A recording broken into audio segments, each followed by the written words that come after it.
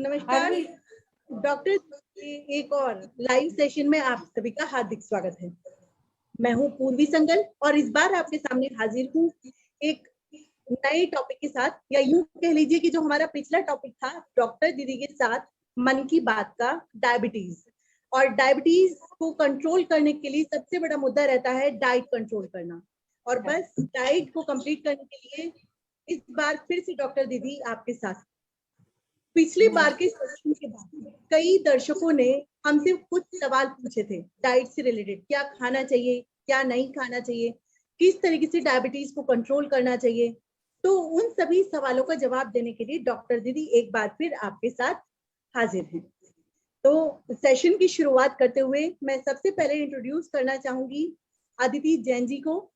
बहुत ही फेमस, बहुत ही renowned nutritionist और वेलनेस कोच है आज हमारे साथ, और साथ ही कैलाश हॉस्पिटल और डीएलसीसी हेल्थ केयर सेंटर में वर्किंग है। बहुत बहुत स्वागत है अदिति जैन जी आपका आज हमारे साथ। और साथ हैं डॉक्टर दीदी रेणु अग्रवाल जी, और हम सभी बहुत अच्छे से उनसे वाकिफ हैं। हर महीने डॉक्टर दीदी रेणु अग्रवाल हमारे साथ होती हैं और सभी को विभिन्न मुद्दों पर जानकारी देती हैं। बहुत बहुत स्वागत है आपका डॉक्टर दीदी रेणु अग्रवाल जी, बहुत बहुत स्वागत है। My hello to everyone. हमने पीसीओडी का एक टॉपिक और एक डायबिटीज का टॉपिक फरवरी 2021 में और जुलाई 21 में ऑलरेडी कवर किया है। इसको टाइम की जरूरत देखते हुए टॉपिक्स के हिसाब से हमने सोचा कि पीसीओडी और डायबिटीज दोनों ओबेसिटी और लाइफ मॉडिफिकेशन की जरूरत मांगते हैं, तो क्यों ना हम अदिति से मिलके डाइट और लाइफस्टाइल के बारे में जाने। वैसे तो थोड़ा लाइफस्टाइल लॉकडाउन की वजह से सभी कई इंडोर ज्यादा हो गया है, लेकिन इस इंडोर एक्टिविटीज के साथ में ओबेसिटी और खाने पीने का हमारा जो टाइम के साथ में वेट गेन वगैरह लोगों ने किया है, तो मैं समझती हूँ कि हर एज ग्रुप के लिए डाइट और लाइफस्टाइल मैनेजमेंट तो बहुत ही इम्पोर्टेंट है। तो हम आमतौर पे सभी महिलाओं की बात करते हैं, पर आज हम फैमिलीज के लिए बात करते हैं। फैमिली हमारी बच्चों और बड़ों सबसे मिलके बनती है। तो डाइट कैसी हो, गृहिणी कैसा खाना बनाए जो परिवार के सभी लोगों को इसका बेनिफिट मिल सके, तो आमतौर पे इसकी चर्चा तो करेंगे ही। साथ में डायबिटीज और पीसीओडी में स्पेशली क्या डाइट ली जाए और उसकी वजह से क्या लाइफस्टाइल में चेंजेस किए जाएं, आज हम ये डिस्कस करेंगे। जी बिल्कुल सही कहा आपने डॉक्टर दीदी। और अब सेशन की शुरुआत करते हुए मैं आमंत्रित करना चाहूंगी अदिति जैन जी को कि वो हमें थोड़ा सा स्टार्टिंग से ब्रीफ में बताएं diet, how to control the diabetes with the diet chart etcetera. Thanks a lot Purvi ji and doctor Renu ji. जैसे कि आपने मेरा इंट्रोडक्शन दे ही दिया है in brief, I would like to say I am Aditi. I am dietitian cum wellness coach. I worked in Kailash Hospital and VLCC health centers. Nowadays, I am doing my online counseling. First of all, I would like to extend my thanks to Dr. Didi, who has given me opportunity to talk on this platform. So, as all of you know, कि आज हमारा topic है how to reverse diabetes with the dietary approaches. तो सबसे पहले मैं लेना चाहूंगी कि डायबिटीज आखिर है क्या, डायबिटीज हमें होती कैसे है, उसकी शुरुआत कैसे होती है। तो जब भी हम कोई खाना खाते हैं तो normally our food is loaded with carbohydrates, fats and proteins. Fats break down होके हमारी बॉडी में लिपिड्स में कन्वर्ट हो जाते हैं, फैटी एसिड्स में कन्वर्ट हो जाते हैं, प्रोटीन्स कन्वर्ट होते हैं अमाइनो एसिड्स में, और जो कार्बोहाइड्रेट्स होते हैं जो कि मेजर कॉन्ट्रीब्यूटरी फैक्टर है ब्लड शुगर लेवल्स को इंक्रीज करने के लिए, वो होते हैं ब्रेक डाउन होके ग्लूकोज में। फैट हमारी बॉडी पे ग्लूकोज लेवल्स में इतना कोई इम्पैक्ट नहीं डालता है, बट प्रोटीन्स थोड़ा बहुत ही मिनिमल इफेक्ट डालते हैं ग्लूकोज लेवल्स पे। कार्बोहाइड्रेट, अब जैसे मैंने बताया कि मेजर इम्पैक्ट करते हैं ब्लड शुगर लेवल्स को। तो जब हम खाना खाते हैं, स्पेशली जो कार्बोहाइड्रेट लोडेड मील खाते हैं, तो वो खाना जब हमारे माउथ में हम च्यू करते हैं उसको, तो हमारे माउथ में स्लाइवरी ग्लैंड्स होते हैं उससे एक एंजाइम सिक्रेट होता है जिसे कि हम एमाइलेज कहते हैं। वो एमाइलेज हमारे कार्बोहाइड्रेट पे वर्क करता है। इसलिए हम कहते हैं कि हमें अपना खाना बहुत अच्छे से च्यू करके खाना चाहिए, क्योंकि जितना आप अच्छे से च्यू करेंगे उतना ही ज्यादा अच्छा डाइजेस्टिव जूस हमारे उसके साथ फूड के साथ एक्यूमुलेट होगा और हमारे इंटेस्टाइन में प्रॉपर मीडियम मिलेगा एंजाइमेटिक रिएक्शंस को करने के लिए। इसीलिए कहा जाता है कि अपने खाने को आप पीजिए और पानी को आप खाइए। Drink your food and eat your drink your water. मेरे ख्याल से हम सभी ने सुना होगा ये, क्योंकि भगवान ने भी बहुत अच्छे से एक मैकेनिज्म बनाया है कि हमारे इंटेस्टाइन में दांत नहीं दिए हैं, दांत हमारे माउथ में ही दिए हैं, तो दांतों का काम हमें माउथ से ही करना चाहिए और इंटेस्टाइन में हमें प्रॉपर च्यूड फूड ही भेजना चाहिए, ताकि इंटेस्टाइन में जितने भी एंजाइमेटिक रिएक्शंस हो वो अच्छे से हो पाए और एब्जॉर्प्शन भी फूड का बहुत अच्छे से हो। ठीक है, अब मैं जैसे कि बताया कि हमने कार्बोहाइड्रेट लोडेड मील खाया, हमने माउथ में उसे बहुत अच्छे से डाइजेस्ट करा, बहुत अच्छे से च्यू करा स्लाइवरी एमाइलेज की हेल्प से, फिर वो हमारे फूड पाइप में जाता है, वहां से स्टमक में और वहां से इंटेस्टाइन में एंजाइमेटिक रिएक्शंस होने के बाद ग्लूकोज में कन्वर्ट हो जाता है। अब वो ग्लूकोज इंटेस्टाइन से हमारे ब्लड स्ट्रीम में आ जाता है। अब यहाँ से हमारी जो बॉडी है वो ट्रिलियन ऑफ सेल्स की बनी होती है, हर सेल को अपना काम करना होता है, हर सेल अपने आप में एक एंटिटी है और उसे काम करने के लिए ग्लूकोज की एक एनर्जी की रिक्वायरमेंट होती है और वो एनर्जी उसे मिलती है ग्लूकोज से। अब जब हमने खाना खाया, ब्लड में हमारे ग्लूकोज आया, तो सेल के लिए एनर्जी की जरूरत है तो वो ग्लूकोज से लेगा, बट ऐसा नहीं है कि एकदम से सेल को एनर्जी की जरूरत है, ग्लूकोज की जरूरत है, ब्लड स्ट्रीम से एकदम से ग्लूकोज आ जाएगी सेल के अंदर।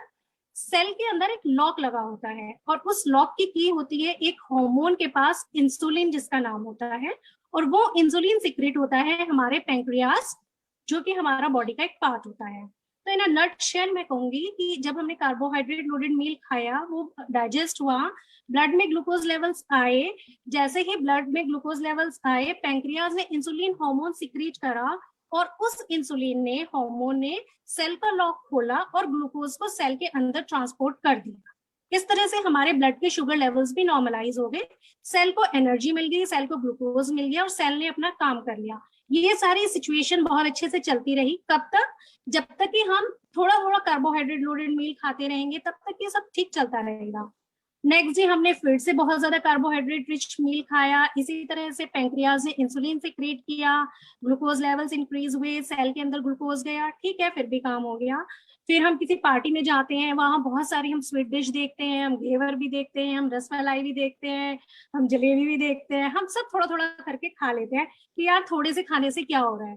तो इस तरह से फिर उसके बाद हम नान भी खाते हैं, उसके बाद हम मतलब we tend to have almost all the foods, चाहे हम थोड़ी क्वांटिटी में खाएं बट कोशिश करते हैं एटलीस्ट टेस्ट तो कर ले। तो वो खाने से हमने अपनी टेस्ट बर्ड्स तो सेटिस्फाई कर ली, बट उसका क्या हुआ, जो हमारी बॉडी में ग्लूकोज लेवल्स जो इतने ज्यादा बढ़ गए, अल्टीमेटली बॉडी को तो उसे नॉर्मलाइज करना ही है शुगर लेवल्स को, वो कैसे करेगी? अगेन हमारा पैंक्रियाज इंसुलिन को भेजता है, इंसुलिन फिर सेल को नॉक करता है कि आप अपना लॉक खोलिए, हमें ग्लूकोज को एंटर कराना है। तो इस तरह से ये रिएक्शन चलती रहती है। हम हर रोज कार्बोहाइड्रेट मील लोडेड मील खाते हैं, ग्लूकोज रश बढ़ाते हैं, पैंक्रियाज बहुत सारा इंसुलिन भेजता है और इस तरह से ब्लड शुगर लेवल्स नॉर्मलाइज होते हैं। बट एक पॉइंट पे ऐसा आता है after a month, after few years, कि सेल एक डिनायल मोड में आ जाती है। सेल कहती है, इस बात को आप ऐसे भी समझ सकते हैं, सपोज आपके कान के पास कोई बंदा एक बात कहता है, 2 दिन बाद फिर वो सेम बात रिपीट करता है, फिर वो बात फिर रिपीट करता है, आप उसकी बात को कब तक सुनेंगे? 10 बार, 20 बार? 20 बार सुनने के बाद आप ये कहेंगे कि आप बोलते रहिए, मुझे I am not going to listen you at all. In the same way cell comes in denial mode towards the insulin. वो इंसुलिन को कहते हैं कि I am not going to listen your knocking. Insulin जो knock knock करता है cell को कि मैं तुम्हारी नॉकिंग नहीं सुनूंगी, मेरे पास ऑलरेडी बहुत सारा शुगर लेवल्स है, मेरे पास ऑलरेडी बहुत ज्यादा ग्लूकोज लेवल्स है, तुम अपने आप हैंडल करो जैसे भी तुम्हें करना है।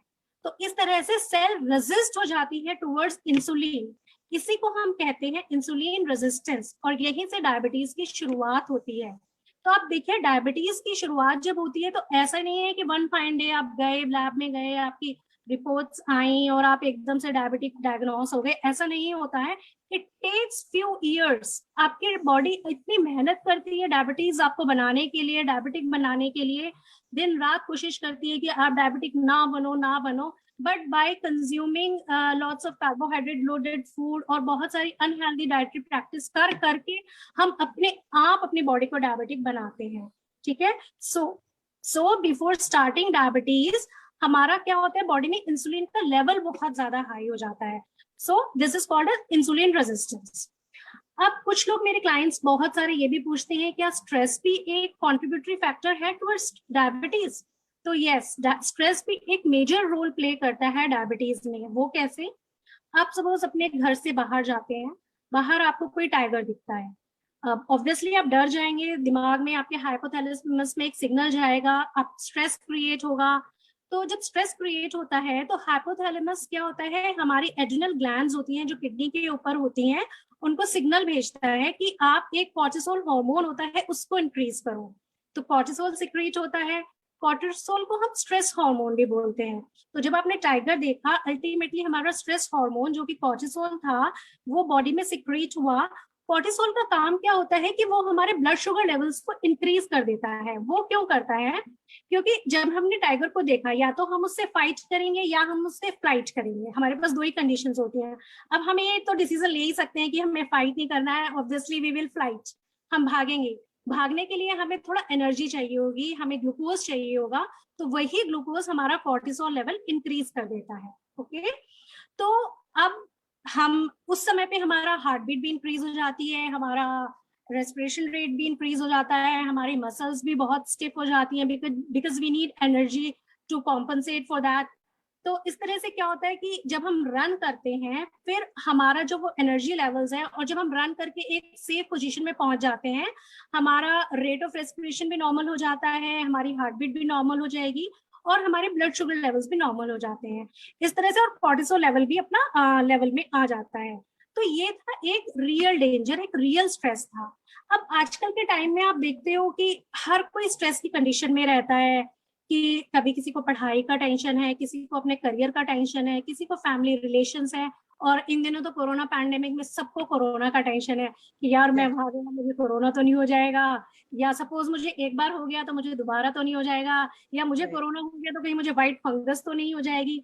मतलब everyone is in stress conditions. तो ये सब क्या है, इमेजिनरी स्ट्रेस है, these are not real stress. Real stress था वो टाइगर वाला, ये सब इमेजिनरी स्ट्रेस होते हैं जो हम over a period of time accumulate करते रहते हैं। अब हमारे हाइपोथैलेमस को, हमारे ब्रेन को ये नहीं पता कि दिस इज रियल स्ट्रेस और दिस इज इमेजिनरी स्ट्रेस। वो तो स्ट्रेस लेवल आपके स्ट्रेस हार्मोन सिक्रीट कर देगा, आपका कॉर्टिसोल सिक्रीट कर देगा, कॉर्टिसोल के सिक्रीट होते ही आपके ब्लड शुगर लेवल्स इंक्रीज हो जाएंगे, और ब्लड शुगर लेवल्स इंक्रीज हुए तो ultimately you will be tend to a diabetic person.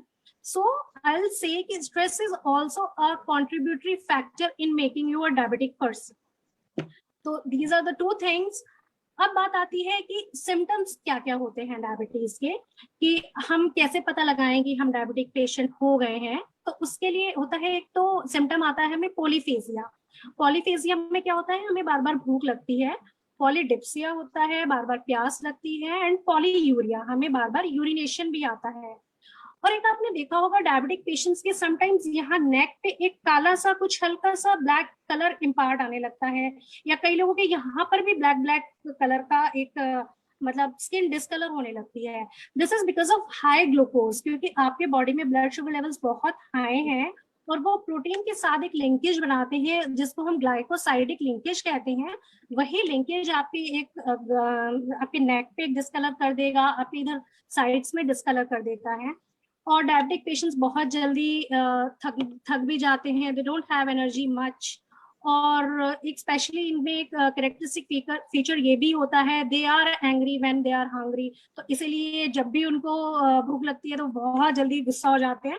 Actually मेरे पापा भी डायबिटिक हैं, तो वो जब अपनी शॉप से आते थे तो हमेशा बड़े गुस्से में आते थे। तो मुझे अब थोड़े टाइम पहले ये रियलाइज हुआ कि वो क्यों गुस्से में आते थे, क्योंकि एक कैरेक्टरिस्टिक फीचर है डायबिटिक पेशेंट्स का। और अब आता है कि हम डायबिटीज को ठीक कैसे करेंगे। तो बिफोर स्टार्टिंग डाइटरी अप्रोचेस, एक मैं बताना चाहूंगी, हमें सबसे पहले अपने वैल्यू एंड बिलीफ सिस्टम को चेंज करना होगा। वो क्या है, वैल्यू एंड बिलीफ सिस्टम क्या है? यू कैन से कि to cure D of diabetes we should follow 3 Ds। कौन सी 3 Ds हैं वो? Diet, discipline and determination. These are the 3 main important Ds: diet, discipline and determination to cure the diabetes. Again, Exactly. D. Okay. The main So, thing is diet, discipline and determination. 3 Ds are very important to cure another D, that is diabetes. तो I was saying कि हमें अपने value and belief system को change करना होगा। वो है क्या वैल्यू एंड बिलीफ सिस्टम? हर एक की लाइफ में कुछ ना कुछ प्रायोरिटीज होती हैं। आप सबसे पहले एक पेपर पेन लीजिए, उसके ऊपर अपनी कुछ प्रायोरिटीज लिखिए। किसी की लाइफ में करियर इंपॉर्टेंट होता है, किसी की लाइफ में वेकेशंस इंपॉर्टेंट होती हैं, किसी की लाइफ में हेल्थ इंपॉर्टेंट होती है, किसी की लाइफ में सोशल लाइफ इंपॉर्टेंट होती है, किसी की लाइफ में फैमिली इंपॉर्टेंट होती है। तो आप सब ये एक पेपर पे लिखिए कि आपकी लाइफ में क्या क्या इंपॉर्टेंट है। अब सपोज आपने अपने करियर को नंबर 1 पर रखा है, तो आप ऑब्वियसली करियर के लिए आप अपने जितने भी एफर्ट्स हैं वो सब के सब आप करियर के लिए लगाएंगे। ऑब्वियसली हेल्थ के लिए नहीं लगाएंगे, सोशल लाइफ के लिए अगर लगाएंगे भी तो एक डिफरेंट एस्पेक्ट में लगाएंगे, लेकिन सबसे ज्यादा एफर्ट्स आप करियर के लिए ही लगाएंगे। हेल्थ आपके लिए सेकेंडरी, टर्शरी या कितने भी नंबर पे हो सकती है। तो आप 5 साल तक अपने करियर के लिए भाग सकते हैं, 10 साल के लिए अपने करियर के लिए भाग सकते हैं। Ultimately at a certain point of time आपको 10 साल बाद या 15 साल बाद कभी ना कभी रियलाइज होगा, जब तक आप या तो डायबिटिक हो चुके होंगे या आपको सीवीडीज आ चुकी होंगी, कार्डियोवैस्कुलर डिसीज आ चुकी होंगी, कुछ ना कुछ जब तक आप हेल्थ पे कॉम्प्रोमाइज करोगे तो कुछ ना कुछ आपको नेगेटिवली इम्पैक्ट आपकी हेल्थ होगी ही होगी। तो आपको एक ये बिलीव लाना होगा कि हेल्थ मेरी नंबर 1 प्रायोरिटी होनी चाहिए। अब ये आपके ऊपर है, आप अपनी हेल्थ को कब नंबर 1 प्रायोरिटी बनाते हैं, 10 सालों के बाद बनाते हैं या 15 सालों के बाद बनाते हैं। तो I think this is the right time to make your health as a number 1 priority. और कोविड टाइम में तो सबने देख ही लिया है कि जिसकी भी इम्यूनिटी स्ट्रांग है वो कोविड टाइम से बहुत अच्छे से निकल के आया है, और जिनकी हेल्थ बहुत कॉम्प्रोमाइज सिचुएशन में थी अर्लियर, तो उनको कोविड बहुत मुश्किल से वो लोग निकले हैं उस डिसीज से। तो आई विल से कि आपको सबसे पहले अपना value and belief system change करना पड़ेगा कि my health is my number 1 priority. तभी आप जो डाइटरी अप्रोचेस हैं, क्योंकि कई लोगों का तो एंटरटेनमेंट होता है कि मेरा नंबर 1 क्या है प्रायोरिटी की एंटरटेनमेंट हो, और by having junk food, processed food खा कर ही मैं मेरा सोर्स ऑफ एंटरटेनमेंट यही है। ठीक है, तो नॉर्मली कुछ लोगों की प्रायोरिटी यही होती है। तो this is the high time कि we should think over about health. तो now I come on to the dietary approaches कि हम कैसे करना चाहिए। तो सबसे पहले अब आपके दिमाग में ये बिलीव आ गया है, अब मैं ये सेकेंड पॉइंट पर जा रही हूँ। जब हमने एक अपने दिमाग में ये बिलीव बना लिया है कि my health is my priority, I can sacrifice most of the things, कि मैं अपनी काफी सारी चीजों को, अपने एंटरटेनमेंट को, अपने जंक फूड को मैं एक सेटबैक दे सकता हूँ, मैं कॉम्प्रोमाइज कर सकता हूँ क्योंकि हेल्थ मेरी प्रायोरिटी है। तो सेकेंड पॉइंट है कि हमें अपनी लाइफ से processed food, junk food, tinned food, canned food, package food, ये सब की फ्रिक्वेंसी हमें बहुत कम कर देनी है। मैं ये नहीं कहूंगी कि आप बिल्कुल स्टार्टिंग में ही आप इसे एलिमिनेट कर दीजिए, because it's very hard to eliminate all these things from your life at a one go. धीरे धीरे आप एलिमिनेट कर सकते हैं, but in starting you can slow down the frequency of these foods.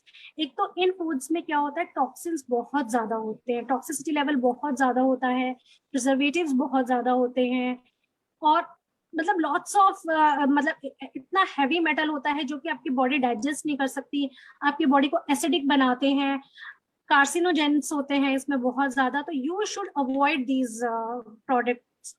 Second आता है हमें रिफाइंड फ्लावर, स्पेशली जो डायबिटिक पेशेंट्स होते हैं उनको रिफाइंड फ्लावर बिल्कुल नहीं खाना चाहिए, जिसे कि हम मैदा बोलते हैं। रीजन बीइंग इसका ग्लाइसेमिक इंडेक्स बहुत हाई होता है। ग्लाइसेमिक इंडेक्स क्या होता है, डायबिटिक पेशेंट्स को मालूम होना चाहिए, blood sugar raising potential of any food is known as glycemic index. किसी भी खाना खाने के बाद जिस नंबर से आपका ब्लड शुगर लेवल बढ़ता है उसे हम ग्लाइसेमिक इंडेक्स कहते हैं, जिसको कि हम 0 to 100 के नंबर पर मेजरमेंट करते हैं।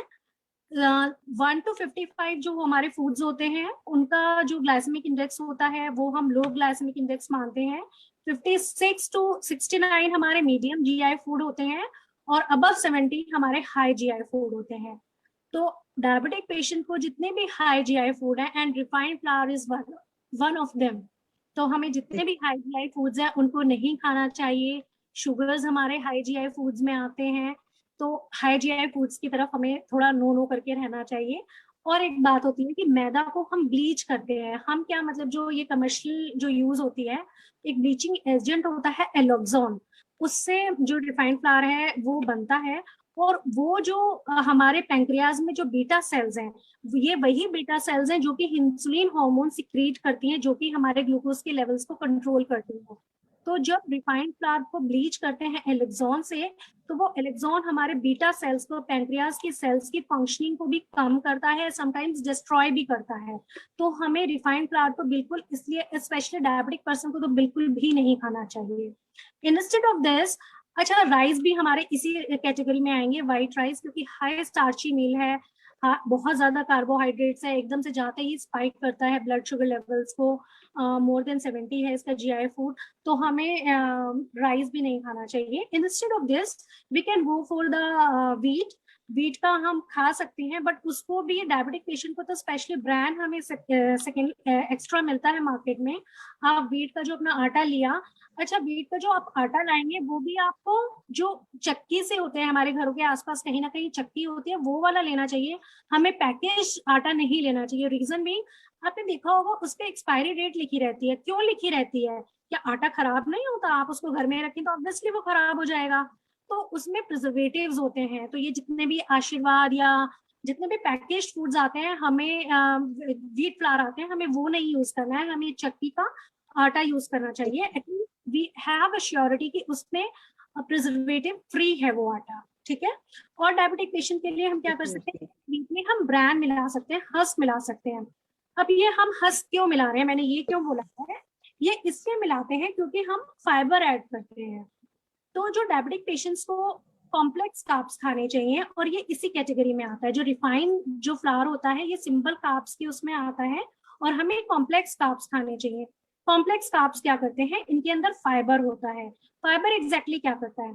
फाइबर, जब हम फाइबर को खाते हैं तो इसके बहुत सारे यूटिलिटी है। एक तो हमारा गैस्ट्रिक एम्पटी टाइम होता है वो डिले करता है। इसका मतलब है कि स्टमक से खाना थोड़ा देर में निकलेगा, तो हम सैटिस्फाइड की फील रखेंगे, हमें थोड़ा देर में भूख लगेगी। जबकि आपने देखा होगा हम रिफाइंड फ्लावर जब भी कुछ खा लेते हैं, पिज्जा बर्गर ये सब हम कुछ भी खाते हैं, तो हम बहुत जल्दी भूख लगाती है, क्योंकि ये रिफाइंड फ्लावर है, बहुत जल्दी डाइजेस्ट हो जाता है बॉडी में, और जबकि फाइबर तो कुछ नहीं है। तो जब हम फाइबर वाला फूड खाते हैं, जैसे कि स्पेशली अगर हम हस्क वाला फूड खाएंगे, ब्रांड मिला देंगे व्हीट फ्लावर में, तो जो फाइबर्स हैं वो हमारा गैस्ट्रिक एम्प्टी टाइम जो है वो डिले कर देंगे। उससे हमें एक तो सैटिस्फाइड की फीलिंग रहेगी, दूसरा जो है हमारा जो ग्लूकोज होगा इंटेस्टाइन से जो रिलीज होगा वो भी बहुत स्लो होगा। ग्लूकोज एब्जॉर्प्शन जब स्लो होगा तो इंसुलिन स्पाइक भी स्लो होगा, तो इस तरह से भी हमें हेल्प करेगा। सेकेंडली फाइबर्स क्या होते हैं, कोलेस्ट्रॉल के जो पार्टिकल्स होते हैं उसके साथ बाइंड हो जाते हैं और वो एक्सक्रीट हो जाते हैं थ्रू स्टूल। तो in this way you can reduce your cholesterol also. तो हाई फाइबर डाइट जो होती है वो कोलेस्ट्रॉल पेशेंट्स के लिए भी बहुत अच्छी होती है। कोलोन कैंसर में भी बहुत अच्छा होता है कि आपकी जो इंटेंसिटी है वो कम होगी, कोलोन कैंसर होने के चांसेस भी बहुत कम होंगे। नेक्स्ट कम्स की हम व्हीट के अलावा और क्या क्या खा सकते हैं। हम अमेरंथ खा सकते हैं, चौलाई का आटा, रोस्टेड चौलाई भी आती है, तो हम रोस्टेड चौलाई को मिल्क में एक खीर की तरह से बना के खा सकते हैं। हम चौलाई का आटा थोड़ा सा गेहूं के आटे में मिला के भी खा सकते हैं। हम किनुआ की खिचड़ी भी खा सकते हैं, किनुआ हम डोसा भी बनाते हैं। हम रागी, मिलेट्स का कॉन्सेप्ट इन दिनों आ रहा है बहुत ज्यादा, नॉर्थ इंडिया में थोड़ा सा न्यू है ये कॉन्सेप्ट मिलेट्स का। साउथ इंडिया में मिलेट्स बहुत खाए जाते हैं, इधर की साइड हम लोग मिलेट्स में ज्वार खाते हैं, हम बाजरा खाते हैं, रागी खाते हैं। Again these are very good foods और हाई फाइबर फूड है। और इनमें एक स्पेशल चीज होती है लिग्नन्स, वो लिग्नन्स भी बहुत अच्छा फाइबर होता है, तो आप ये सब खा सकते हैं। ओट्स भी खा सकते हैं, ओट्स में भी अच्छा फाइबर होता है। इसमें इनफैक्ट एक बहुत अच्छा फाइबर होता है बीटा ग्लूकागन, जो कि सॉल्युबल फाइबर होता है। ये भी हमारा ग्लूकोज एब्जॉर्प्शन को डिले करेगा, इंसुलिन स्पाइक को कम करेगा। उसके बाद आता है फ्रूट्स। नॉर्मली डायबिटिक पेशेंट्स को ये होता है कि हम फ्रूट्स कौन से खाएं। ठीक है, फ्रूट्स का ऐसा है कि जितने भी जो लेस शुगरी फ्रूट्स होते हैं, जिनका हाई जीआई जो है वो लो होगा, वो आप आसानी से खा सकते हैं। हमेशा हर चीज हमें पोर्शन कंट्रोल करके खानी है। ऐसा नहीं है कि हम मैंगो नहीं खा सकते हैं, हम बनाना नहीं खा सकते हैं। Diabetic patient can have mango as well as banana, but portion control करके खा सकते हैं। 80 to 100 ग्राम वो लोग बनाना भी खा सकते हैं, मैंगो भी खा सकते हैं। और सारे फ्रूट्स एक साथ मिला के मत खाइए। जब हम सारे फ्रूट्स एक फ्रूट बोल बना के खाते हैं तो बहुत सारे फ्रूट्स आ जाते हैं, तो वो जो जिनका लो जीआई होता है वो भी हाई जीआई में कन्वर्ट हो जाते हैं। तो आप एप्पल खा सकते हैं, पपाया खा सकते हैं, ग्रेप्स आप 8-10 ही खाइए क्योंकि ग्रेप्स का जीआई बहुत हाई होता है। तो these are the some fruits you can go for. Then vegetables तो मैं कहूंगी डायबिटिक पेशेंट्स के लिए बहुत ही अच्छी हैं। इसमें फाइबर्स भी है, मिनरल कंटेंट्स भी है, विटामिन्स भी हैं, means everything whatever diabetic patient needs, that vegetables have all the things. और next come potato. Diabetic patient का मन बहुत करता है पोटैटो खाने का कि मैं पोटैटो खा लूंगा। उसमें हाई स्टार्च होता है पोटैटो, बट इसका एक तरीका होता है खाने का। आपको पोटैटो को बॉईल करके खाना है। बॉईल करने से क्या होता है, उसका स्टार्च निकल जाता है। उसके बाद अगर उस पोटैटो को अगर फ्रिज में रख देंगे और आप उसको नेक्स्ट डे यूज करेंगे तो उसमें एक रेजिस्टेंट स्टार्च डेवलप हो जाता है, तो वो भी डायबिटिक पेशेंट के लिए बहुत अच्छा है। वो रेजिस्टेंट स्टार्च क्या होता है, हमारी बॉडी में डाइजेस्ट नहीं होता, वो सीधा हमारी लार्ज इंटेस्टाइन में चला जाता है और वहां पर एक प्रीबायोटिक इफेक्ट देता है, हमारे गट फ्लोरा को इंक्रीज करता है, हमारे माइक्रोबायोम को बहुत अच्छा बनाता है, मतलब हमारे हेल्दी बैक्टीरिया बनते हैं, मतलब बहुत ही अच्छा रहता है। आप अरबी भी खा सकते हैं, कोलोकेशिया, बट वो भी थोड़ी क्वांटिटी में खाएंगे। स्वीट पोटैटो बहुत अच्छा है, स्वीट पोटैटो में भी रेजिस्टेंस स्टार्च होता है, but again you have to minimise the quantity, portion control करके खाना है आपको इन सब चीजों को। देन आप लेग्यूम, पल्सेस, स्प्राउट्स, ये बहुत अच्छे हैं डायबिटिक पेशेंट के लिए। इनफैक्ट हमें हाई प्रोटीन डाइट देनी होती है डायबिटिक पेशेंट्स को, क्योंकि जो प्रोटीन इंसुलिन हार्मोन जो होता है एक्चुअली ये प्रोटीन बेस्ड ही होता है, तो जितना ज्यादा आप प्रोटीन खाएंगे उतना ही अच्छा होगा डायबिटिक पेशेंट के लिए। स्प्राउट्स बहुत अच्छे हैं, काला चना बहुत अच्छा है, एक जो मोठ आती है वो भी बहुत अच्छा है। एक तो स्प्राउट्स में क्या होता है, जब वो जर्मिनेट होते हैं तो विटामिन कि आपको getting double benefits of this sprouts. Then diabetic patients को ये बहुत ज्यादा होता है कि हम आर्टिफिशियल स्वीटनर्स खा लें क्या, हमें स्वीट्स खाने का बहुत मन होता है। तो से कि कभी ना कभी तो आपको अपने आप को कंट्रोल करना ही पड़ेगा, तो इट्स बेटर कि आप अपना थोड़ा सा नेचुरल में चले जाएं। आपको फूड की क्रेविंग है तो आप थोड़ा सा मैंगो खा लें, थोड़ा सा कभी चीकू खा लें, या कभी हम बनाना भी खा सकते हैं। तो why to go for the artificial sweeteners, ये सभी केमिकल लैब मेड होते हैं। स्पेशली एक में तो एस्पार्टम होता है जो कि बॉडी में ब्रेक डाउन होकर फॉर्मेल्डिहाइड बनाता है जो कि कार्सिनोजेनिक है। तो अब मार्केटिंग कंपनी तो अपने स्वीटनर्स को प्रमोट करेंगी ही करेंगी। एक्चुअली ये सब चीजें मैं आप सब लोगों को इसलिए भी बता रही हूँ कि बिकॉज यू शुड नो कि हम अपना डिसीजन अपने आप ले सकें। ऐसा नहीं है कि मैंने जैसे अभी इंसुलिन रेजिस्टेंस भी बताया, वो इसलिए बताया कि आपको इस कंडीशन में आ जाए। मैंने जीआई का फैक्टर भी बताया, वो इसलिए बताया कि now you should take your decision yourself. आप किसी और के ऊपर डिपेंडेंट ना रहें कि मैं ये खा सकता हूँ या नहीं खा सकता हूँ। You should be responsible for your health, कि आप अपने हेल्थ के लिए अपने आप रिस्पॉन्सिबल तभी होंगे जब यू आर प्रॉपरली एजुकेटेड। तो है ना, तो मेरे ख्याल में काफी हद तक बता दिया है कि आप लोग अपने बहुत इंटरेस्टिंग तरीके से आज एक्चुअली बताया है। और जितने भी व्यूअर्स हमारे साथ जुड़े हुए हैं, आई एम 100% श्योर कि उन्हें अपनी पढ़ाई के दिन जरूर याद आ गए होंगे, क्योंकि ये ना पढ़ाए जाते हैं, लेकिन उस टाइम से कोई भी ध्यान से नहीं पढ़ता, बस पेपर देने लायक पढ़ते हैं। लेकिन आज सबको रिकॉल हो गया और सबने आज इंटरेस्टिंग तरीके से सुना होगा।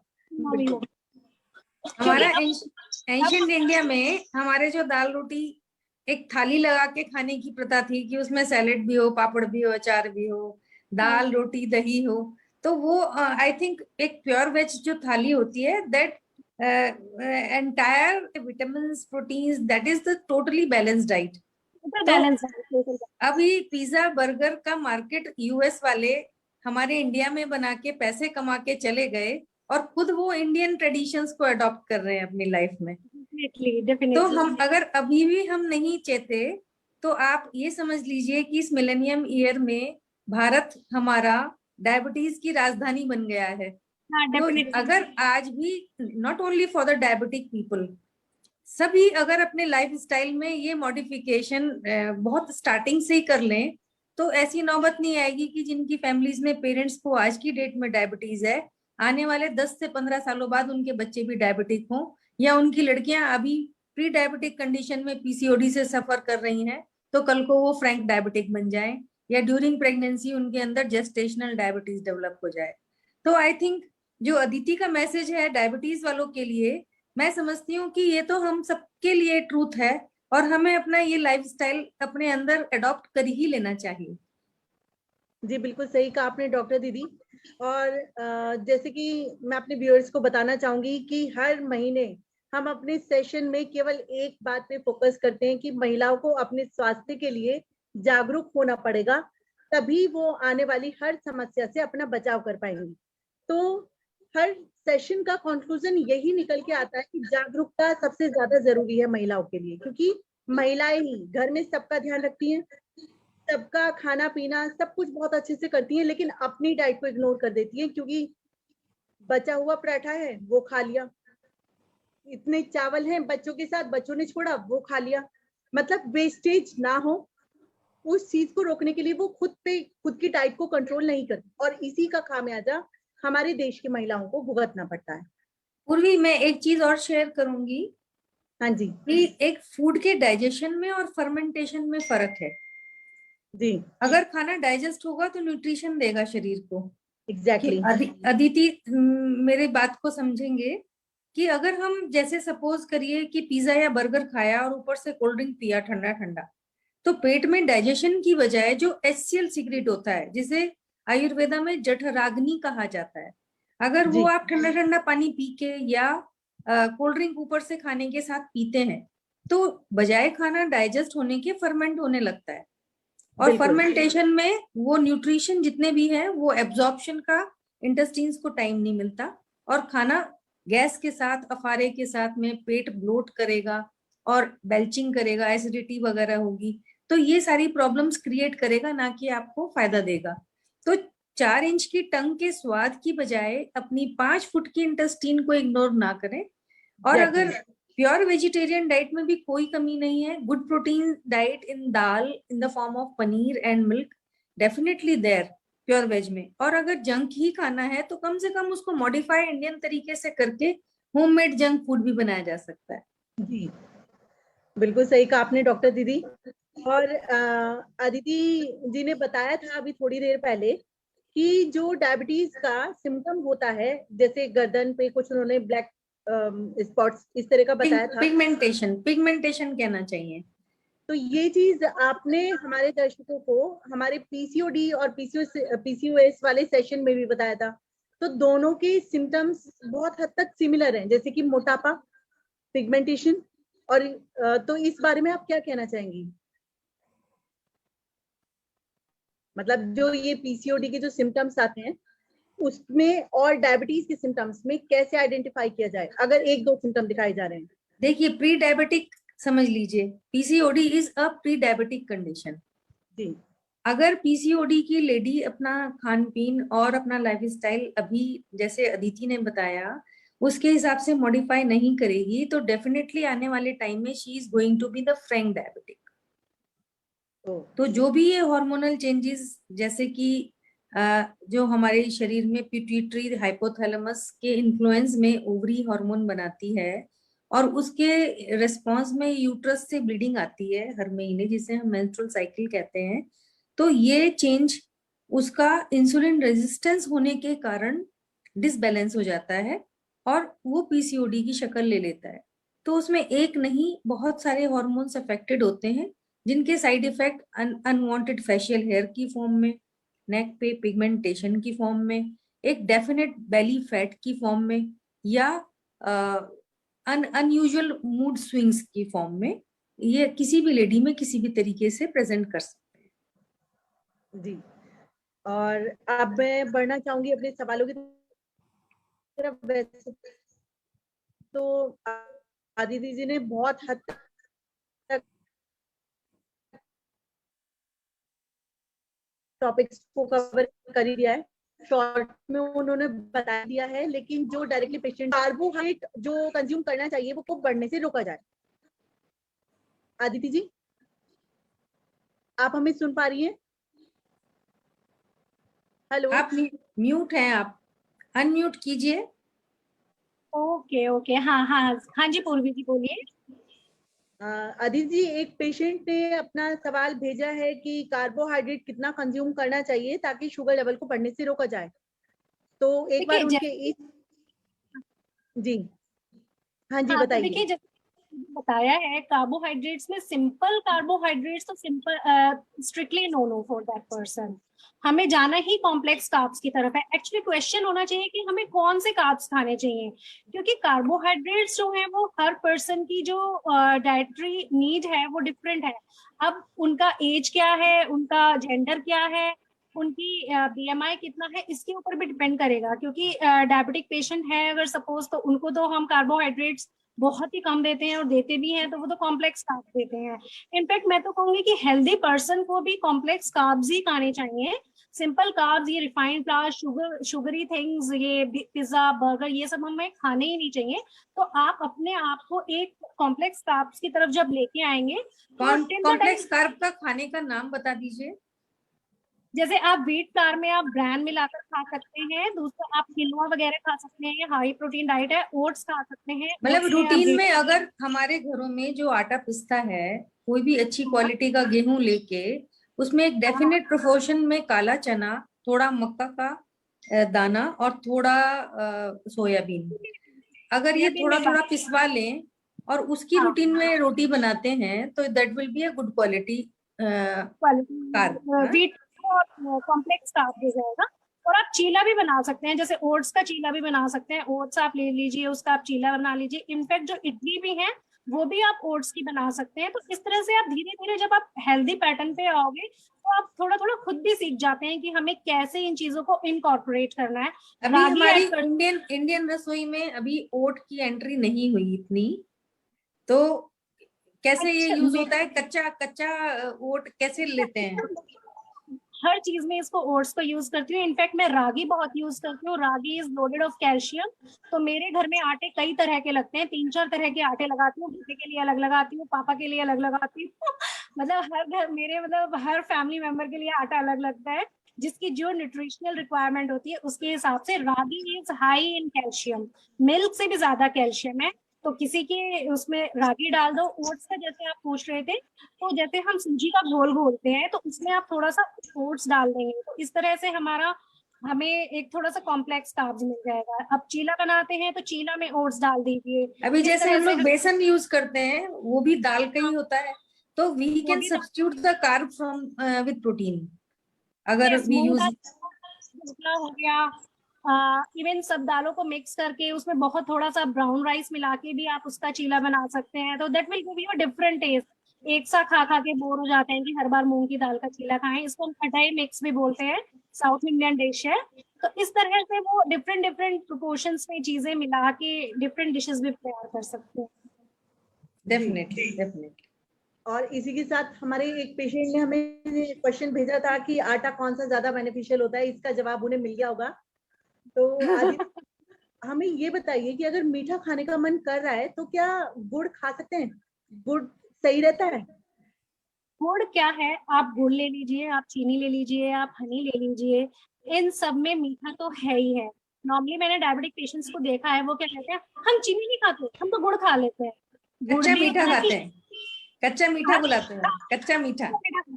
वो भी उतना ही आपका शुगर लेवल स्पाइक करेगा, और वो गुड़ भी फिर बहुत सारा खा लेते हैं।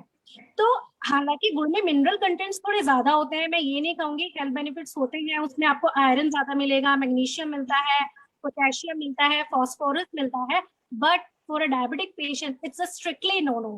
तो लेकिन खजूर, डेट्स, हाँ वही मैं, हाँ उसी पॉइंट पे आ रही हूँ कि अगर आपको मीठा खाने का मन करे तो आप क्या कर सकते हैं, ड्राई फ्रूट्स का एक लड्डू बना सकते हैं। उसमें थोड़े से आप सारे ड्राई फ्रूट्स को मिक्स करके, और उसमें जैसे एक डेट आप ले सकते हैं, और एक डेट का या तो उसका सिरप बना लीजिए या उसको कट करके 2-3 किशमिश डाल के उसको लड्डू के साथ बाइंड करके, तो ये आपका high protein, high in fat, मतलब ओमेगा 3 फैट्स आपको बहुत अच्छे मिलेंगे।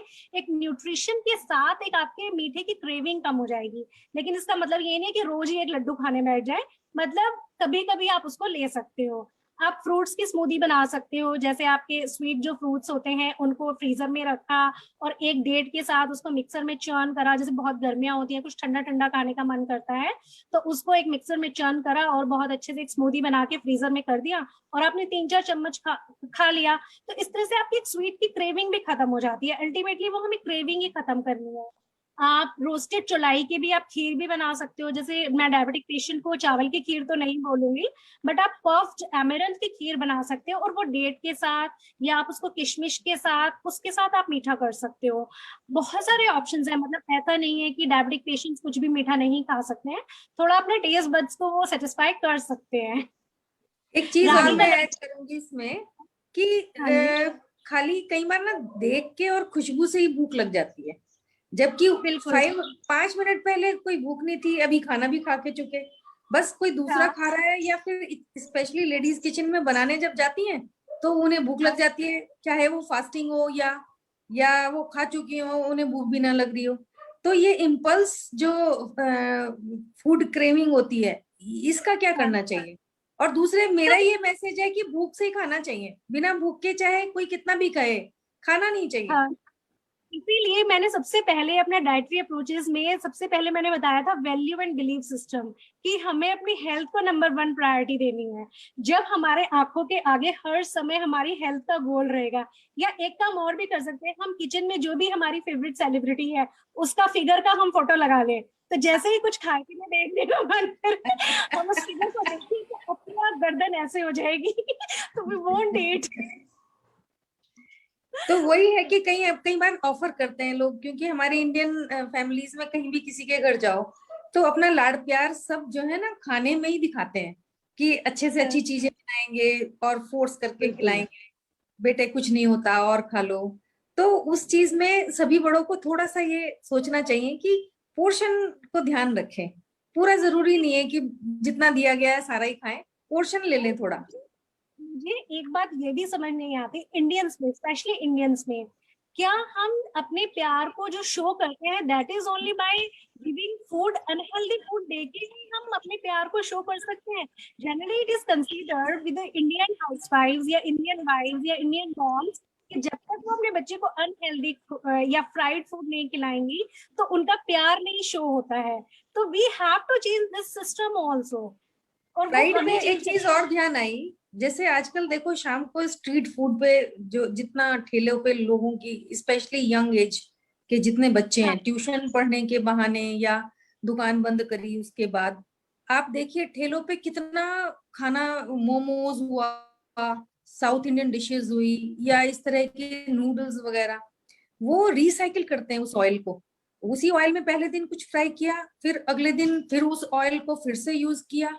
उस बिल्कुल। रिसाइकिल ऑयल का कितना साइड इफेक्ट है, कितना वो बहुत हर्ट करेगा आपके इंटेस्टाइन्स को। और अभी कुछ नहीं, अभी तो आप यंग हो, आप बर्दाश्त कर लोगे, लेकिन एक सर्टेन एज के बाद वो आपकी 30-35 तक पहुंचते पहुंचते 55 जैसे एज रिफ्लेक्ट करने लगेगी, कि पेट में दर्द रह रहा है और कुछ ना कुछ और प्रॉब्लम्स जैसे किसी को भी हो जाती हैं। तो ये हमारी यंग जो हाउसवाइफ्स हैं या आजकल सब वर्किंग ही होते हैं, लेकिन माइंडसेट बहुत जरूरी है कि प्रायोरिटी हेल्थ हो, और उसमें खाना पीना जरूरत से हो, लाड़ प्यार से, इतना ज्यादा ना हो, या शॉर्टकट्स ना हो कि ऑफिस है आज स्विगी से मंगा लिया, आज जोमेटो से मंगा लिया, खुद करना नहीं क्योंकि आलस में पड़े हैं, टीवी चल रहा है, आपका ध्यान टीवी में है, आप कितना खा जा रहे हो आपको पता ही नहीं चल रहा है।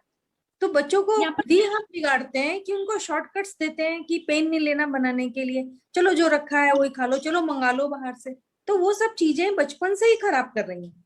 बचपन से, और यहाँ पर मैं थोड़ा सा ऐड भी करना चाहूंगी, हमें थोड़ा सा अपना मील प्लानिंग अगर हम एडवांस में करके चलते हैं, अगर हम खुद भी बना रहे हैं या हम अगर कुक से भी बनवा रहे हैं, अगर हम थोड़ा सा मील प्लानिंग करके अहेड रख लेते हैं तो हमें उस टाइम पे बनाने में आसानी हो जाएगी। हम प्रिपरेशंस अगर रॉ प्रिपरेशंस हम पहले से ही कर लेंगे, सपोज अगर हमें चीला बनाना है तो लाइक मैं अगर ऑफिस से आ रही हूँ, मेरे दिमाग में पहले से ये कि मुझे चीला बनाना है, या मैं सुबह ही अगर मैं शाम की तैयारी अपनी रात की तैयारी कर जाऊंगी तो मुझे कोई प्रॉब्लम ही नहीं होगी। तो I should do my meal planning 1 day ahead. मेरे पास पूरा एक कैलेंडर होना चाहिए, संडे को ही मेरे पास नेक्स्ट 6 days का या 5 days का मील होना चाहिए। इट विल हार्डली टेक ये सभी वर्किंग गर्ल्स के लिए एक पेनल्टी है कि कितना स्ट्रेस लेना है कि बाहर का काम करना है, तो घर के काम की बहुत ही एडवांस प्लानिंग करनी पड़ेगी। ऑल्दो सबके घर में आजकल माइक्रोवेव होता है या रेफ्रिजरेटर होते हैं, पर फिर भी देखिए जितनी फास्ट कुकिंग होगी उसके न्यूट्रिएंट्स उतने ही डैमेज हो जाते हैं। सपोज आप माइक्रोवेव में खाना कुक करते हो, that is so fast cooking, उसमें उसकी जो रेज होती हैं उससे कितना उसका सब विटामिन नष्ट हो जाते हैं। तो यूजुअली थोड़ा टाइम देके अगर कुक करें तो एक तो रेफ्रिजरेटेड फूड को भी एक दिन से ज्यादा मैं नहीं चाहूंगी कि उसमें 4 दिन का आटा बना के रख दिया या उसमें 10 दिन का कुछ और फूड पड़ा हुआ है और आप बच्चों को या अपनी फैमिली को वही सब दे रहे हो। तो ये चीजें हमें असिस्ट करने के लिए तो ठीक है कि आपके घर में रेफ्रिजरेटर है या माइक्रोवेव है, लेकिन आप अपना सारा कुकिंग और अपना उन शॉर्टकट्स को अपनाने में लगा दोगे तो डेफिनेटली उसके कहीं ना कहीं जो न्यूट्रिशन बॉडी को मिलना चाहिए वो सफर करेगा, मिलेगा। एक्चुअली हम लोग आयुर्वेदा में बोलते हैं प्राणिक वैल्यू, जो फूड की होती है प्राणिक वैल्यू, जो आपने खाना बनाया है वो केवल 3 घंटे तक ही रहती है। जैसे कहते हैं हर फूड में हर चीज में प्राण बसते हैं, ऐसे ही जो हम खाना बनाते हैं उसकी प्राणिक वैल्यू केवल 3 घंटे तक ही रहती है। After 3 hours it started to diminish. तो फ्रिज में रखने के बाद तो एक तो फर्मेंटेशन स्टार्ट हो जाता है, चाहे कितना ही रेगुलेटेड एनवायरनमेंट हो, बैक्टीरिया तो आते ही आते हैं। तो वी शुड अवॉइड रेफ्रिजरेटेड मैंने फूड्स। पानी के लिए 3 रूल पढ़े हैं अभी आयुर्वेदा में रिसेंटली, वो मैं शेयर करना चाहूंगी। एक तो सिपिंग वाटर। खाली पेट पानी सुबह गुनगुना सिप कर करके पीना चाहिए। एक रूल ये बना लेना चाहिए कि सुबह उठे खाली पेट सिप कर करके, गटागट नहीं पानी पीना चाहिए, सिप कर करके पीना चाहिए, नंबर 1। नंबर 2 ये कि खाने के बाद 1 घंटे तक पानी नहीं पीना चाहिए। Let the food digested in the stomach which is mixed with the acetic acid HCl hydrochloric acid plus सारे acetic enzymes, those they are going to mix in the food should not be diluted with water, so water should intake should be avoided adequately till 1 hour and lot of water throughout the day, कम से कम 10 से 12 litre पानी one must keep on drinking throughout the day, not after meals। ये 3 rule अगर कोई life में adopt कर ले तो डाइजेशन की प्रॉब्लम से तो काफी हद तक बचा जा सकता है। Even before meals also we shouldn't take water. Before 1 hour of our meal we shouldn't take water, क्योंकि again वो भी हमारा डाइल्यूट कर देता है हाइड्रोक्लोरिक एसिड को। तो खाना खाने से इवन जो हम लोग तो बोलते हैं कि जो सैलड्स भी खा रहे हैं, we shouldn't mix our salad with the food because दोनों के डाइजेस्टिव एंजाइम्स जो हैं अलग अलग होते हैं। तो we should take our salads either half an hour before meal or after a meal। मील के तो बाद खाने का बनता ही नहीं है, तो आप सैलड्स को भी ट्राई करिए कि खाने के हाफ एन आवर पहले ही खाएं। और तो that will give you fruits fruits rot, they'll going to ferment in your stomach intestine, तो आपका एब्जॉर्प्शन ही नहीं होगा न्यूट्रिएंट्स अगर आपको खाने के साथ खाएंगे तो। और इट्स बेटर कि सबका अपना अपना सेपरेट टाइम रखिए। जैसे 12 बजे आपने एक टाइम रख लिया, स्नैक का टाइम रख लिया, मिड फ्रूट का हो गया, इवनिंग में कुछ और हो गया। इस तरह से अगर हमारे टाइमिंग्स हो गए, वही एक systematic planning we should we need. Breakfast should be king sized and एक प्रॉपर लंच होना चाहिए और dinner should be very small, very minimal like soups and salads. Problem दीदी इस चीज में आती है कि हमारे यहाँ पे जो सैलेड है उसको लंच के साथ या फिर डिनर के साथ ही कंज्यूम करते हैं। तो आज जी बिल्कुल, आज आपने बताया है कि या तो पहले खाना चाहिए, बिल्कुल मतलब प्रॉपर टाइमिंग होना बहुत जरूरी है इन चीजों की। और एक पेशेंट उन्होंने भेजा है हमें सवाल कि पोहा इज गुड और harmful for diabetic patient. Poha वैसे तो बहुत अच्छा एक ब्रेकफास्ट माना जाता है, लेकिन ये सही है डायबिटिक पर्सन के लिए? पेशेंट के लिए एक्चुअली इसका जीआई बहुत हाई होता है। हम इसको, लेकिन we should know how to make a high GI food into a low GI food. हम इसको कैसे बना सकते हैं? एक तो इसका हम पोर्शन साइज कंट्रोल करके बना सकते हैं। आप 30 ग्राम पोहा लेंगे अपनी डाइट में, और उसके साथ आप कम से कम 150 ग्राम्स के करीब आप वेजिटेबल्स डालेंगे, जिससे कि जब आप पोहे में वेजिटेबल्स, आप बीन्स डालिए, कैरेट डालिए, कैप्सिकम डालिए, अनियन खाते हैं तो अनियन डालिए, टोमेटो डालिए, करी पत्ता डालिए, पीनट्स जरूर डालिए, क्योंकि पीनट्स डालने से क्या होता है, आयरन कंटेंट हाई हो जाता है, और एक जो अमाइनो एसिड्स का प्रोफाइल है वो भी, एक प्रोटीन कंप्लीट हो जाता है। मतलब सारा कुछ साइंस बेस्ड है। हमारे जो एंसेस्टर्स थे उनको सब पता था कि किस में क्या मिलाना है, और हमें फुल बेनिफिट मिलेगा, हमें कंप्लीट न्यूट्रिशनल प्रोफाइल मिलेगा। तो इसलिए उसमें पीनट्स जरूर डालिए। डायबिटिक पेशेंट को खाना है तो 30 ग्राम पोहा ही खाएगा, और उसमें 150 ग्राम्स के करीब वो वेजिटेबल्स डालेगा। Then it will come into a category of low GI food, तब वो कंज्यूम कर सकते हैं। दैट मीन वो सब्स्टिट्यूट करना पड़ता है, उसमें वेजिटेबल्स को इंक्लूड करनी होती है, तब कंज्यूम करना चाहिए। कंज्यूम ओके करना चाहिए। ओके। और हमारे एक व्यूअर ने अगला सवाल ये पूछा है कि बेकिंग और कुकिंग में जीआई शुगर को यूज करना चाहिए या फिर आर्टिफिशियल स्वीटनर को? देखिए, आर्टिफिशियल स्वीटनेस तो बेकिंग और उसमें कुकिंग में बिल्कुल भी यूज नहीं करना चाहिए, क्योंकि उनको कुकिंग करने के बाद उनका जो ब्रेक डाउन होता है वो कार्सिनोजेनिक्स हो जाता है। जैसे कि मैंने अभी आपको बताया था, एस्पार्टम जो होता है जब बॉडी में ब्रेक डाउन होके होता है तो फॉर्मेल्डिहाइड गैस बनाता है, जो कि कार्सिनोजेनिक बहुत सारे नेगेटिव इम्पैक्ट डालती है। तो हमें कुकिंग तो आर्टिफिशियल स्वीटनर से बिल्कुल ही नहीं करनी चाहिए। जो ये आजकल मार्केट में मिलती हैं शुगर फ्री स्वीट्स वगैरह, मेरे को तो इनका कॉन्सेप्ट बिल्कुल भी समझ नहीं आता है। सबसे पहले तो आपको, how can you assure yourself कि उन्होंने शुगर फ्री डाला भी है या नहीं डाला? आपको क्या पता है? यू आर नॉट श्योर कि उन्होंने कि शुगर फ्री कुछ डाला भी नहीं डाला है। तो इंस्टेड ऑफ दैट, मैंने आपको अभी इतनी सारी चीजें बताई हैं, you can go for that कि आप उन सब चीजों के चाहिए। बहुत सारी स्वीट डिशेस हैं, आप रागी का लड्डू खाइए, आप ड्राई फ्रूट लड्डू खा लीजिए, आप सारे फ्रूट्स को चर्न करके आप मिक्सर में एक स्मूदी बना के वो खा लीजिए। There are lots of options to curb your sweet cravings. तो एक आपका दूसरा क्वेश्चन भी था आई थिंक इसके साथ ही। यही था कि should I use artificial sweetener और जीआई शुगर इन कुकिंग और बेकिंग, मैं यही पूछा था। और इसके अलावा उन्होंने ये भी पूछा है कि डायबिटिक पेशेंट को फास्ट रखना चाहिए, अगर हाँ तो क्या क्या खाना चाहिए ताकि शुगर लेवल कंट्रोल रहे? देखिए, अगर आपके ब्लड शुगर लेवल्स नॉर्मल हैं तो आई विल से कि आप 13 आवर्स की फास्टिंग कर सकते हैं। लेकिन अगर आपने बहुत लॉन्ग फास्टिंग करी, आपके ब्लड शुगर लेवल्स नॉर्मल भी नहीं है, बहुत ज्यादा इरेगुलर ब्लड शुगर लेवल्स हैं, तो आप हाइपोग्लाइसेमिक कंडीशंस में जा सकते हैं। मतलब बहुत जल्दी आपका एब्रप्टली शुगर लेवल्स डाउन हो सकते हैं। तो आई विल से कि बहुत लॉन्ग विंडो आप मत रखिए अपनी फास्टिंग की, जो 16 और 8 की विंडो चलती है। इट्स बेटर कि आप अपने 13 आवर्स की विंडो अगर रखते हैं तो फास्टिंग विंडो वो चल जाएगा, बट बहुत ज्यादा लॉन्ग विंडो मत रखिए, otherwise you can go in hypoglycemic condition. Okay.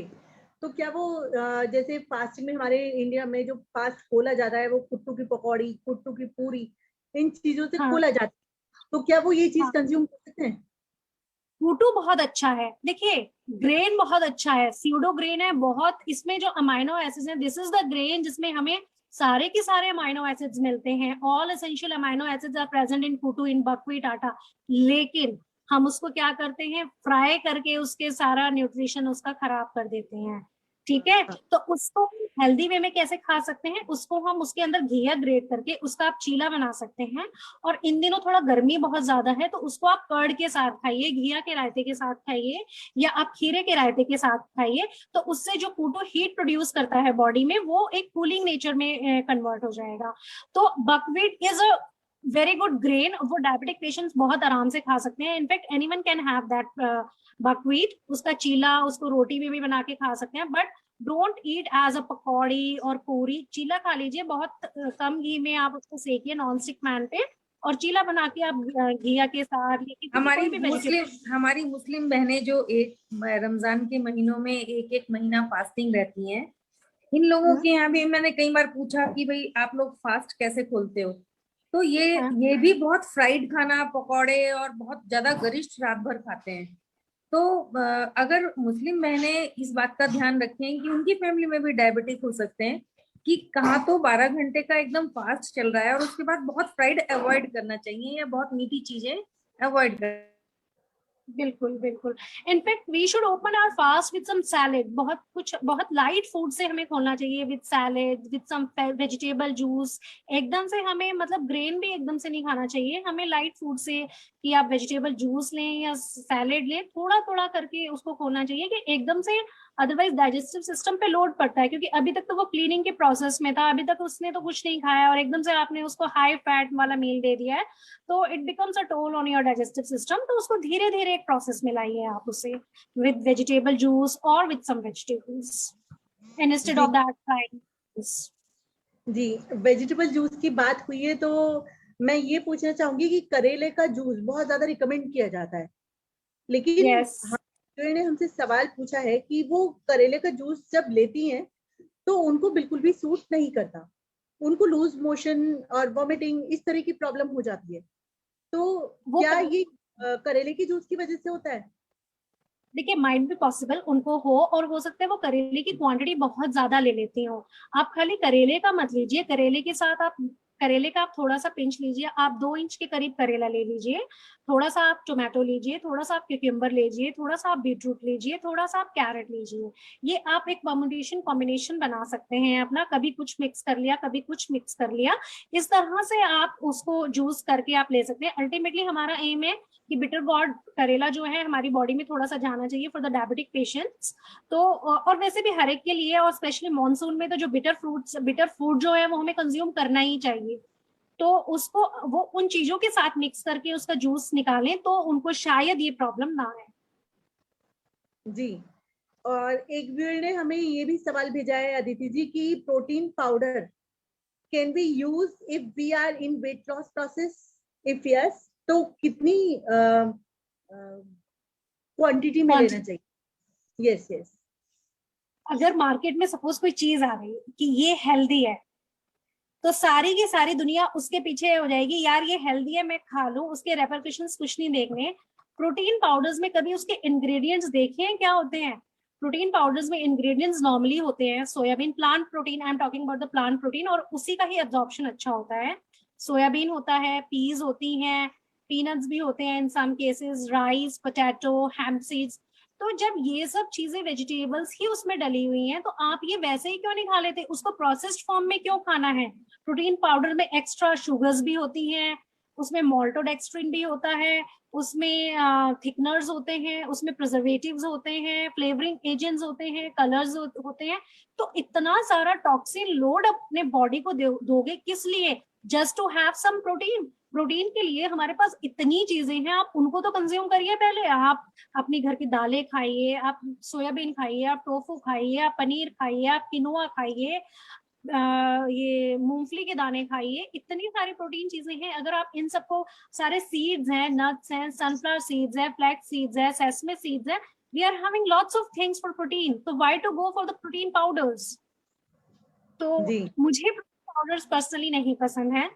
आप प्रोटीन पाउडर से अच्छा है कि आप अपनी ये सारी चीजें खाइए। आप देखो ना, विदाउट प्रोसेसिंग ये आपको सारी चीजें मिल रही हैं, इन सबको आप मिक्सी में चर्न करिए, बन गया आपका घर का प्रोटीन पाउडर। ना केमिकल्स है, ना कुछ है, ना टॉक्सिन्स है। और सेकेंडली एक और बहुत अच्छी चीज है, मैं भी पढ़ रही थी एक दिन, सारे प्रोटीन पाउडर्स किस में आते हैं? सारे प्लास्टिक कंटेनर्स में आते हैं। तो ठीक है, आपका बीपी बिस्फेनॉल्स जो होता है, बीपीए मटेरियल, वो भी तो सारा बहुत ज्यादा प्रोटीन पाउडर में, अभी एक I won't name the protein powder, उसमें बहुत ज्यादा बीपीए मिला है, क्योंकि वो इतने टाइम तक कांटेक्ट में रहेंगे तो ऑब्वियसली बीपीए लीच होगा ही होगा। तो it's better you should go for your homemade protein powders. बिल्कुल सही कहा आपने अदिति जी। जनरली आपने यही बात कही है, और यही होता है कि जो कुछ मार्केट में मिल रहा है ना, बस उसी का लगता है कि हाँ वी शुड कंज्यूम दिस, उसी से फायदा होगा, कि कोई चीज नहीं है जो हमारी बीमारी को कंट्रोल कर दे। देखिए ये शॉर्टकट्स हैं लाइफ के सब, कि टाइम की कमी है, इसीलिए जो एकदम सडनली जो रश आया है सब प्रिपेयर्ड चीजों का। इवन नारियल जूस, नारियल का जो पानी होता है, नारियल पानी, वो भी बॉटल्स में आने लगा है।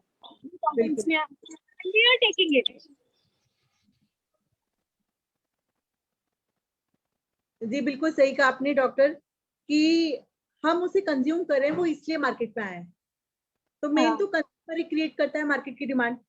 तो कंज्यूमर्स को सबसे समझनी चाहिए कि उनके लिए क्या चीज सही है और क्या चीज गलत है, तब उसके बाद कंज्यूम करनी चाहिए। और इसी बहुत ही कॉम्प्लेक्स सवाल भेजा है हमें हमारे एक व्यूअर ने। वो कह रही है कि उनकी एज 45 ईयर ओल्ड है वो, और उनको जो डायबिटीज है उसका लेवल रहता है 600 प्लस, और कभी कभी जब वो चेक करती हैं तो एरर भी आ जाता है। उनको मेडिसिन भी चल रही हैं, वो इंसुलिन भी ले रही हैं, फिर भी उनकी शुगर कंट्रोल नहीं है, तो उन्हें क्या करना चाहिए?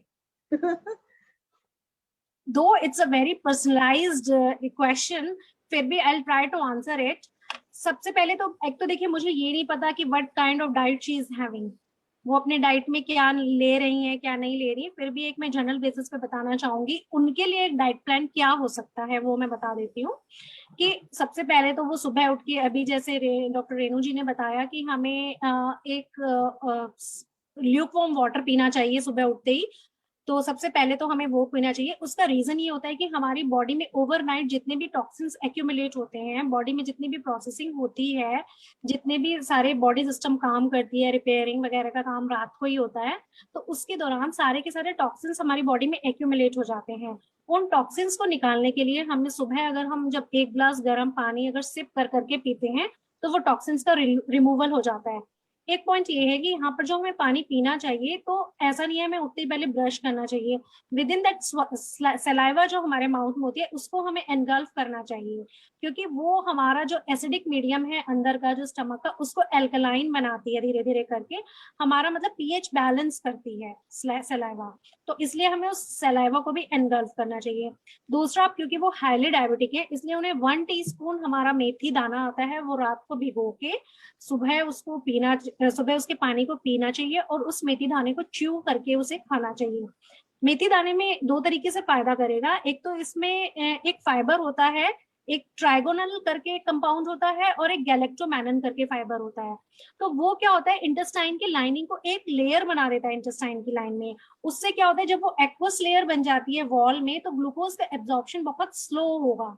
तो जब आप खाना खाओगे तो ग्लूकोज जब एब्जॉर्प्शन उसका स्लो होगा, तो आपका इंसुलिन स्पाइक भी धीरे धीरे होगा, और आपका ग्लूकोज भी लेवल भी धीरे धीरे बढ़ेंगे। तो उनको मेथी जो है वो भी कंज्यूम करना चाहिए।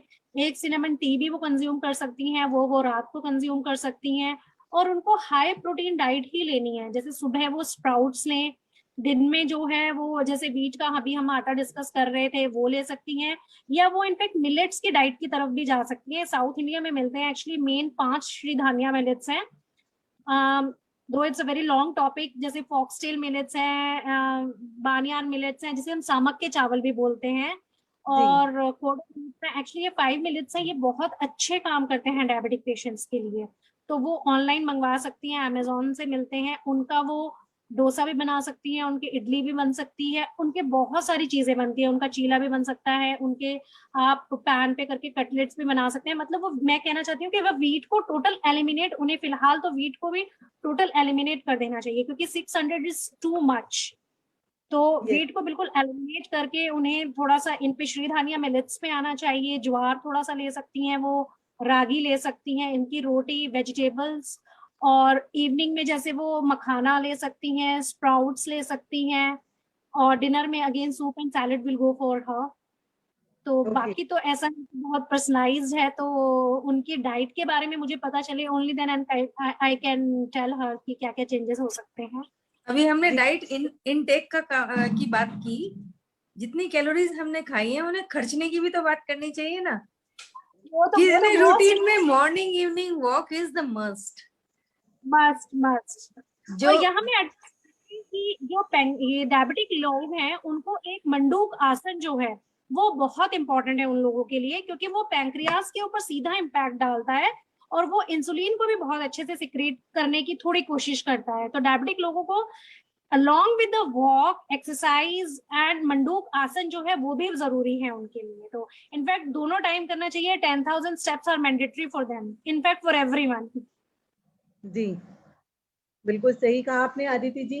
और इसी के साथ मैं उम्मीद करती हूँ कि हमारे दर्शकों को उनके सवालों का जवाब मिल ही गया होगा।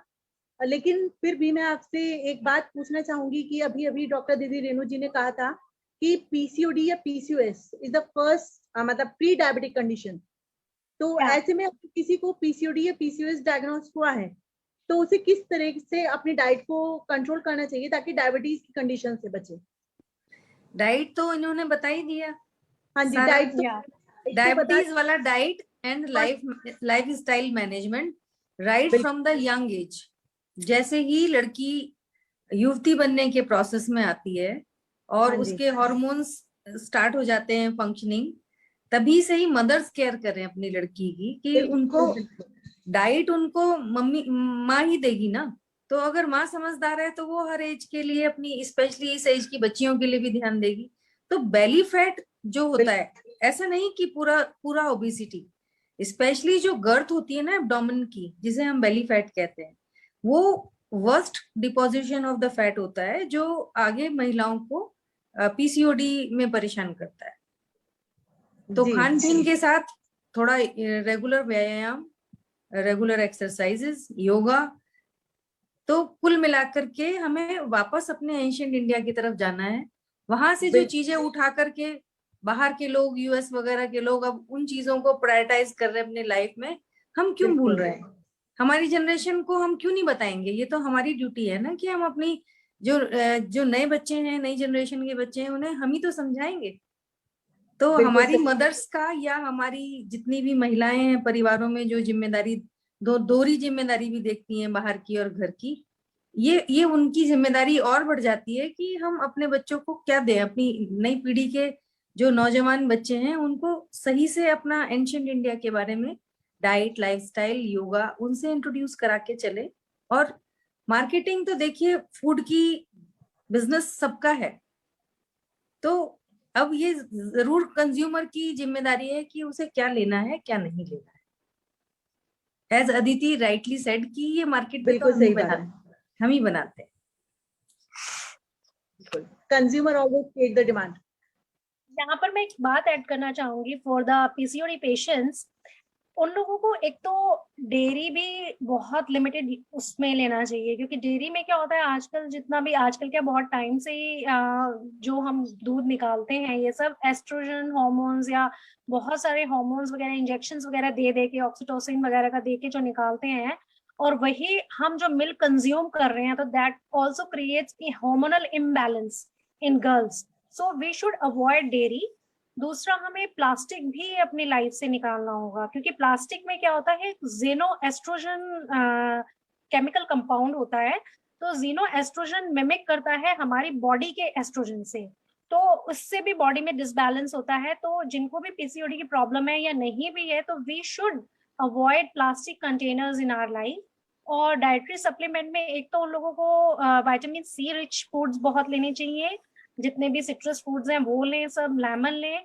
और एक दूसरा, ड्यूरिंग बेड टाइम वो लोग ½ टीस्पून शतावरी पाउडर ले सकते हैं with water, with hot water या विद ल्यूकवार्म वाटर, तो that becomes quite helpful for them.